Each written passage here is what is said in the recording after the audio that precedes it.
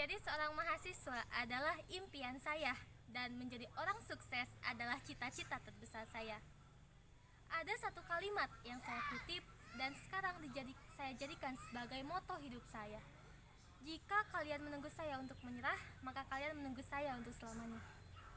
Alasan saya mengambil program studi administrasi bisnis adalah saya merasa seorang lulusan administrasi bisnis mampu mengemban dua prospek pekerjaan. Yang pertama, seorang lulusan administrasi bisnis mampu berkarir di bidangnya sendiri, seperti di bidang administrasi, bidang keuangan, atau mungkin menjadi seorang konsultan bisnis. Yang kedua, menjadi seorang pengusaha. Ada satu hal yang perlu kita garis bawahi ketika kita ingin menjadi seorang pengusaha. Tujuan menjadi seorang pengusaha adalah kita mampu menciptakan prospek pekerjaan untuk lingkungan kita. Dengan menciptakan prospek pekerjaan yang baru untuk lingkungan kita, maka nantinya kita mampu memberikan peluang pekerjaan sehingga tingkat pengangguran yang ada di Indonesia mampu menurun. Ada beberapa hal yang perlu kita perhatikan ketika kita ingin menjadi seorang pengusaha. Yang pertama, kita harus menganalisis kekuatan, kelemahan, peluang, dan ancaman ketika kita ingin menciptakan sebuah produk untuk diedarkan. Yang pertama, peluang. Peluang, bagaimana sih tingkat peluang yang mampu kita ciptakan ketika kita mengedarkan suatu produk? Yang kedua, ancaman. Mungkin saja ketika kita membuat suatu produk ada ancaman dari luar maupun dari dalam yang mampu mengancam produk kita untuk beredar di pasaran. Yang ketiga, ada kekuatan. Nah, inilah yang harus menjadi prioritas kita ketika kita ingin menciptakan suatu produk, yaitu melihat bagaimana tingkat kekuatan yang mampu kita ciptakan sehingga produk kita mampu diedarkan di pasaran. Yang terakhir, ada pula kelemahan. Nah, setelah kita menganalisis kekuatan, sebesar apa kekuatan yang mampu kita ciptakan, kita pun harus menganalisis kelemahan. Kelemahan apa yang mungkin saja terjadi ketika kita memilih produk yang ingin kita pasarkan. Kelemahan inilah yang harus diminimalisir sehingga nantinya akan menjadi kekuatan supaya produk kita memiliki daya beli yang sangat tinggi di masyarakat. Nah, pada saat ini saya sedang bersama seorang narasumber yang sangat hebat, di mana beliau berkarir di bidang analisis data. Sedang bersama seorang narasumber yang akan saya wawancarai. Nah, beliau merupakan seorang analisis data lulusan Institut Pertanian Bogor, lulusan tahun 2017. Beliau sudah berkarir di bidang analisis data, sehingga beliau mampu memberikan konsultasi. Hal yang kedua yang perlu kita perhatikan ketika kita ingin menjadi seorang pengusaha adalah mengetahui apa yang diinginkan konsumen, apa yang dibutuhkan konsumen, dan bagaimana selera konsumen, sehingga nantinya produk yang akan kita ciptakan mampu memiliki daya beli yang sangat tinggi di pasaran. Nah, dengan mempelajari sosiologi industri, maka kita mampu menganalisis atau mampu melakukan pendekatan terhadap konsumen sehingga kita mampu mengetahui apa yang diinginkan konsumen, apa yang dibutuhkan konsumen, dan bagaimana selera konsumen itu sendiri. Nah, melalui sosiologi industri kita juga mampu menganalisis seberapa besar kekuatan dan seberapa besar peluang kita untuk menciptakan sebuah produksi, karena hal ini didasarkan pada keinginan dan kebutuhan konsumen itu sendiri. Dengan melakukan beberapa pendekatan terhadap konsumen dan melakukan observasi secara langsung ke lapangan untuk menciptakan suatu produk yang bisa kita edarkan di pasaran dan mampu memiliki daya beli yang sangat tinggi. Halo Kak Ayu, selamat siang. Nah, saat ini kita bersama dengan Kak Ayu yang akan kita wawancarai secara langsung. Nah, betul nggak sih Kak, kakak itu saat ini sedang bekerja di salah satu perusahaan yang bernama Altera, Kak? Betul.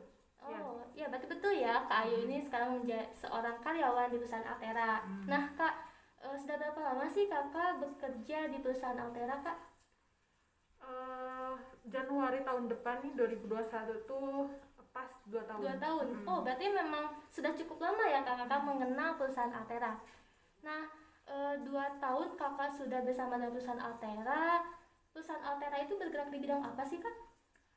Altera itu kalau kita sebut itu sebagai agregator. Jadi kalau sebenarnya itu istilahnya agak kurang umum ya. Jadi kalau misalnya secara umumnya Altera itu bergerak di bidang distributor produk digital. Nah, yang dimaksud produk digital di sini adalah kayak misalkan produk pulsa digital, terus cara bayar tagihan secara online, baik itu kayak PLN, PDAM, tagihan-tagihan yang lainnya, asuransi dan lain-lain kayak gitu. Oh Jadi gitu. tuh bisa secara online. Berarti memang memiliki peluang yang cukup besar ya Kak di bidang perusahaan Betul. Kakak, karena mengingat sekarang kita memerlukan sesuatu yang segala online gitu Kak. Biar cepet Nah gitu ya. iya.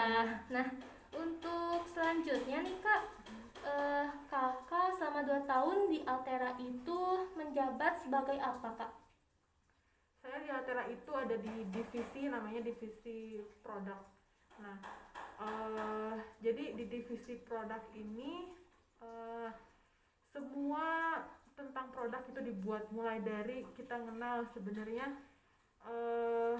market produk ini kayak gimana, produknya mau dibikin seperti apa, siapa yang bakal pakai produknya, dan nanti apa ya, ketika di market kita jualannya seperti apa kayak gitu. Nah, jabatan saya di tim ini sebagai produk data analis kayak gitu. Jadi tugasnya adalah mengolah semua data yang berkaitan sama produk tersebut gitu, mulai dari bagaimana marketnya, bagaimana si produk ini penjualannya atau bisnis performance-nya kayak gimana, kayak misalkan revenue-nya seperti apa kayak gitu, terus banyaknya volume dari transaksinya seperti apa kayak gitu. Terus juga kita dari data itu juga harus diketahui sebenarnya si user atau pelanggan kita itu menggunakan produk itu seperti apa sih kebiasaannya gitu. Nah, sehingga dengan kita tahu nih marketnya seperti apa, bisnis performance-nya seperti apa, dan pelanggan kita seperti apa, dari berdasarkan data gitu ya, jadi kita bisa membuat suatu strategi yang lebih tepat gitu, sehingga bisnis kita bisa lebih lancar gitu. Oke, berarti memang kakak itu bergerak di bidang yang memang cukup penting ya untuk melakukan analisis strategi yang baik untuk produk yang diciptakan. Nah, biasanya nih Kak, perusahaan yang cukup besar itu pastilah ya memberikan fasilitas khusus kepada setiap karyawannya. Nah, selama 2 tahun Kakak di Altera, itu fasilitas khusus apa sih yang Kakak dapatkan dari perusahaan? Kalau fasilitas khusus yang secara pribadi itu sebenarnya gak banyak ya, cuman karena saya sebagai produk data analis biasa ngolah data yang begitu banyak, jadi saya membutuhkan laptop yang spesifikasinya cukup besar gitu. Jadi memang fasilitas khusus secara pribadi itu aja yang berhubungan sama jabatan saya sebagai produk data analis gitu. Jadi biar olah datanya lancar kayak gitu. Nah, kalau fasilitas yang lainnya sebenarnya secara umum sama gitu ya dengan perusahaan lainnya, kayak misalkan ada tunjangan kesehatan, ada asuransi, ada istilahnya jatah buat kacamata dan lain-lain kayak gitu. Nah itu sama lah dengan perusahaan pada umumnya kayak gitu. Nah berarti untuk fasilitas khusus setiap orang itu mungkin aja spesifikasinya berbeda ya Kak, tergantung kebutuhannya. Betul. Nah, untuk selanjutnya kan biasanya nih Kak, kayak pimpinan setiap perusahaan itu memperhatikan bagaimana sih kesejahteraan karyawannya. Nah, menurut Kakak bagaimana kesejahteraan yang didapatkan karyawan di perusahaan Kakak, terutama kesejahteraan Kakak yang Kakak rasakan sendiri gitu di perusahaan Altera ini Kak? Oke, kalau kesejahteraan kalau menurut saya pribadi itu udah cukup dikatakan sangat baik gitu, karena memang selain tadi yang saya sudah jelaskan ya, seperti perusahaan umumnya ada asuransi dan lain-lainnya kayak gitu. Juga ketika di kantor gitu ya, ketika di kantor memang banyak fasilitas yang kecil tapi diperhatikan, seperti disediakan pantry dan segala macam makanannya kayak gitu, kita bebas ngambil kayak gitu. Terus obat dan untuk peralatan kesehatan, terus kita juga ada istilahnya Grab corporate gitu ya, jadi kita kalau kemana-mana ya udah tinggal pakai dibayarin perusahaan aja kayak gitu. Dan banyak lainnya. Nah sebenarnya kesejahteraannya yang paling kerasa itu ketika kita WFH ini.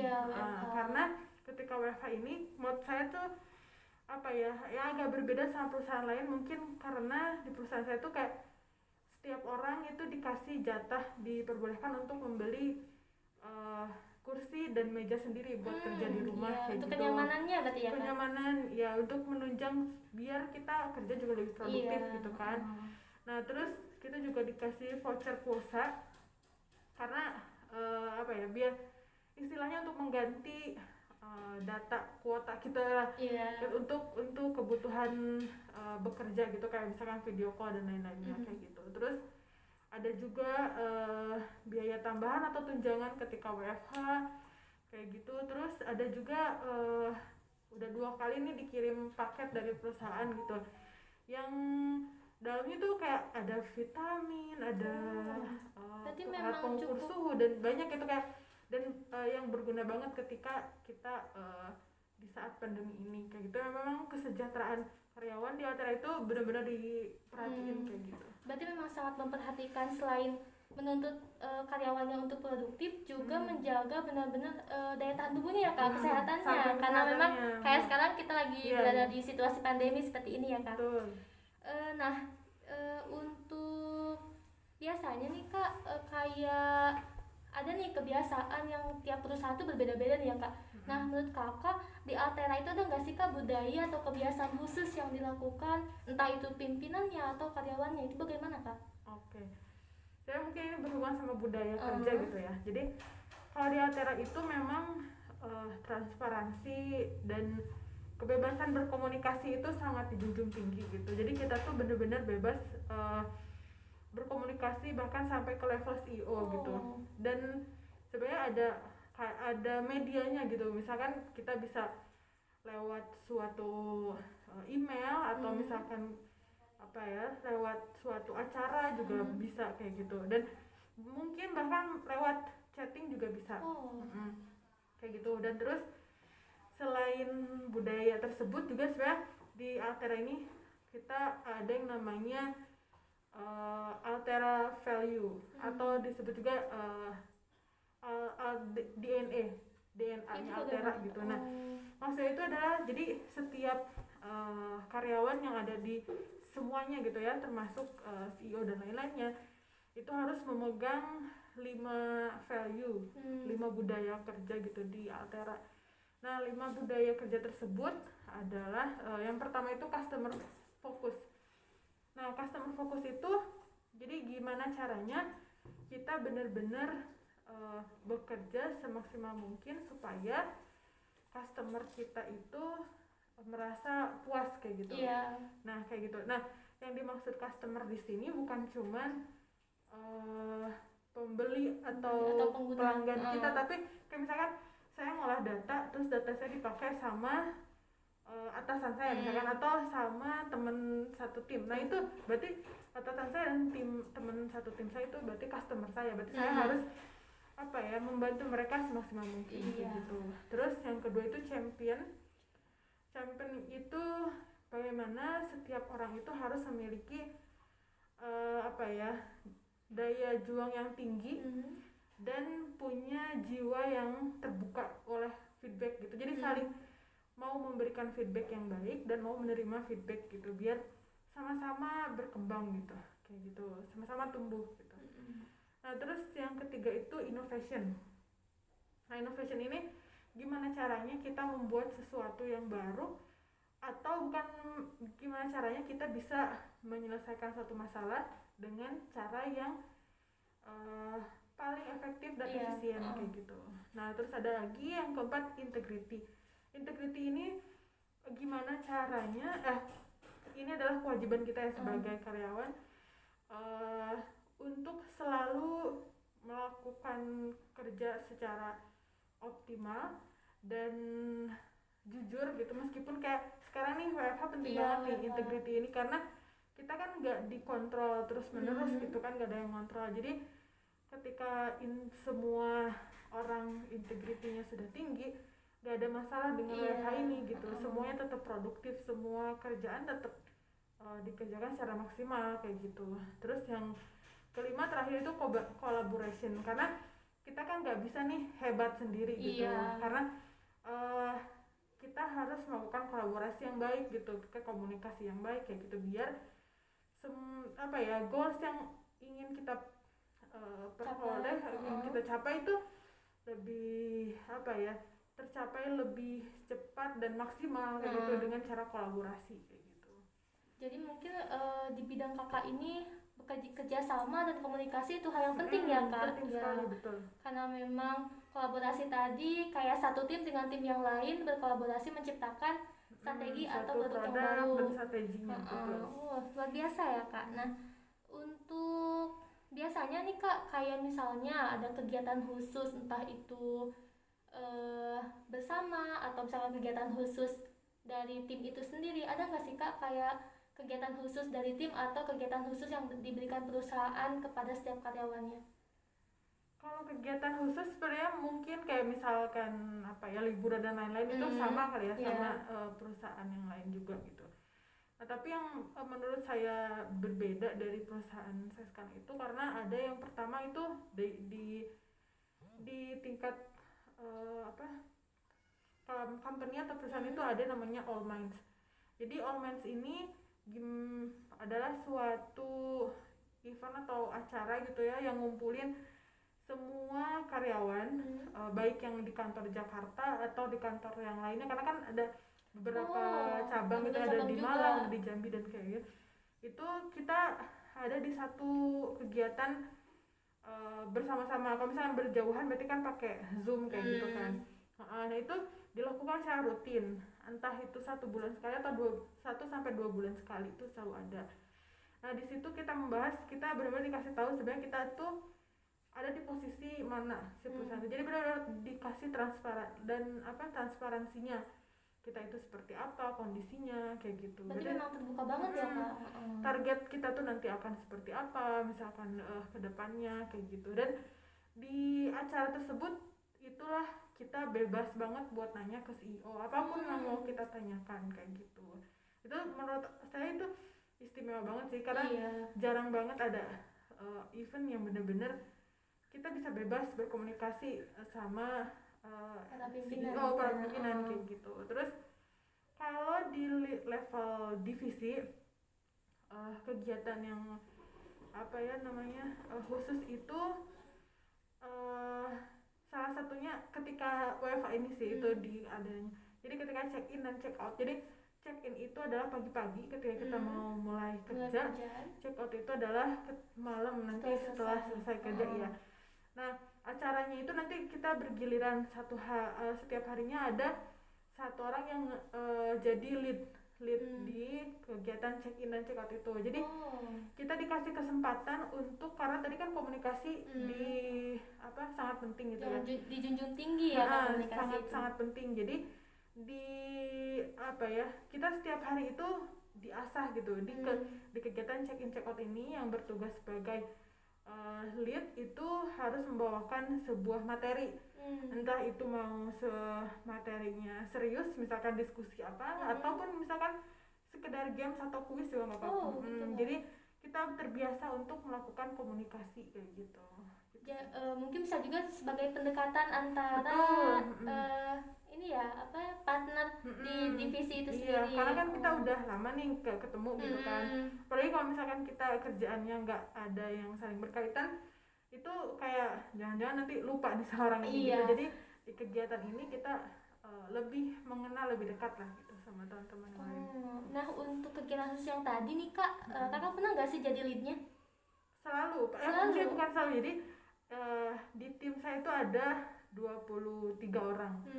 Setiap harinya tuh bergantian. Jadi setiap orang tuh pasti pernah kebagian gitu. Nah untuk yang paling kakak, wah ini nih materi yang keren gitu, yang paling kakak ingat materinya waktu kegiatan khusus ini apa kak? Banyak sih, apalagi kalau yang seru-seru apalagi tuh kayak misalkan kuis, tebak-tebakan dan lain-lainnya kayak gitu. Tapi ada satu sesi yang materinya itu cukup bagus menurut saya, yaitu ketika teman saya itu mengingatkan untuk bersyukur dan berterima kasih kepada diri sendiri kayak gitu sih itu. Luar biasa ya Kak. Nah untuk selanjutnya nih Kak, seperti yang kita tahu ya, karena sekarang kita lagi ada di situasi pandemi, otomatis kayak sistem operasi perusahaan pun cukup berubah ya Kak. Nah untuk sekarang itu sistem operasi perusahaannya diterapkan seperti apa Kak? Kalau secara umum kita semua tuh satu company diwajibkan untuk WFH. Nah sekarang udah 9 bulan kan, dari bulan Maret sampai sekarang Desember, dan ini diperpanjang sampai bulan Maret tahun depan. Gitu ya. Nah di kantor juga ada sih yang buka kayak misalkan jadi teman-teman yang memang harus ke kantor kayak misalkan karena fasilitasnya hanya ada di kantor, atau misalkan memang ada shifting kayak gitu. Terus sebenarnya kalau dari sisi kerjaan itu kayak seperti biasa aja sih sebenarnya. Jadi meeting, komunikasi dan lain-lainnya berjalan seperti biasa kayak gitu. Perbedaannya cuman sekarang di rumah, kalau biasanya di kantor gitu. Ketemu sama partner kerja, sekarang enggak gitu ya Kak. Nah mungkin untuk Kakak sendiri tidak terlalu berpengaruh besar ya, karena Kakak seorang analis, jadi hanya mungkin mengolah data saja, karena tidak memang bersangkut paut dengan lapangan langsung. Jadi menurut Kakak ini tidak terlalu berubah secara signifikan ya Kak. Nah untuk biasanya kan ada banyak orang nih yang katanya WFH ini terlalu lama nih, terus kayak kita kangen nih perusahaan, kangen teman-teman di perusahaan. Ada nggak sih Kak kendala yang Kakak rasakan selama WFH ini? Sebenarnya kalau kendala pasti ya, kayak misalnya ada kangen nih sama teman-teman atau kangen sama lingkungan kerjaan gitu. Terutama mungkin yang jadi kendala itu adalah dari sinyal kali ya. Kalau di sini kan lingkungannya agak susah sinyalnya gitu. Jadi kadang kalau misalnya lagi meeting tiba-tiba putus-putus atau kayak gimana kayak gitu. Tapi itu bisa diatasi gitu, bisa diperbaiki kayak gitu.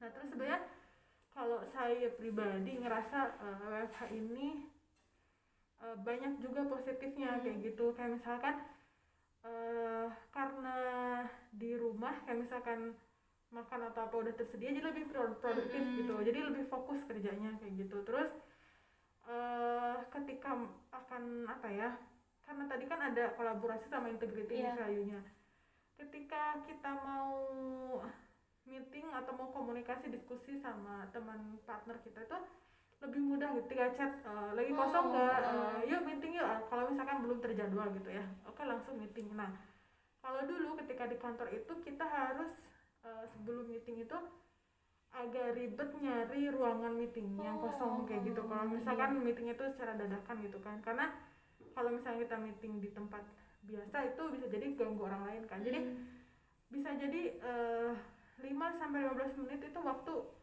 kepake buat nyari tempat gitu. Tapi kalau sekarang tinggal diajak langsung kita call gitu, video call pakai Zoom atau pakai Google Meet kayak gitu. Kayak gitu sih. Jadi sebenarnya kalau misalkan kita udah menerapkan value integrated collaboration itu, WFH itu bukan jadi suatu masalah sih, malah kita bisa lebih produktif gitu. Cuman mungkin kita harus pintar-pintar mengatasi rasa bosan. Terus kita harus pintar-pintar mengatasi membedakan mana jam kerja, mana jam istirahat di rumah. Karena bisa jadi karena kerjanya di rumah jadi gak ada batasan gitu. Jadi bisa jadi kerja terus nanti lupa nih sama komunikasi di rumah, bisa jadi kayak gitu. Kalau misalnya Kakak nih sekarang disuruh memilih, misalkan ada 2 pilihan, WFH atau tatap muka Kak? Tatap muka tapi bisa WFH.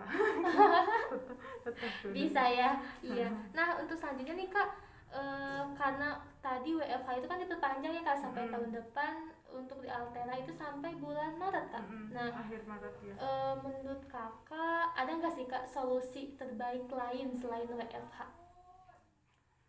Kalau menurut saya sih kayak misalnya ngelihat sekarang kondisi tentang pandemik sekarang itu masih cukup tinggi gitu tingkat kejadiannya.